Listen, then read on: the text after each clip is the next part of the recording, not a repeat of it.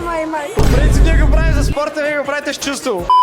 За или против секс на първа среща? Против. И аз съм против. А защо? Защото не мисля, че сме се опознали на такова ниво на първа среща, че да достигаме до тази крайност. Коя е най-тъпата свалка? Коя сте чували? Да не си ангел, защото си паднала от небето. А как може някое момче дойде да ви вземе инстаграма? Ами ако дойде и ми каже, може ли да ти взема инстаграма, ще му кажа, че нямам. За или против сте гаджето и да има най-добра приятел? Не, нямам нищо против, понеже аз самата имам такава приятелска връзка, която е много силна и тя е още от деца, реално, така че няма да имам нищо против, стига да не се прекрачват границите, защото все пак си има някакви граници. Какви са границите? Ами да си спят, например, по домовете. Това няма да го приема със сигурност. Против, ако са толкова чак близки. Кое е най-женското качество, което може да притежава един мъж? Не знам не да изневеряват, защото в повечето случаи мъжете изневеряват на жени. По-лабилни сте вие, мъжете, май. По принцип ние го правим за спорта, вие го правите с чувство. Какво бихте казали на нашите зрители от Party Cup TV? Да се забавляват и да ходят на партито.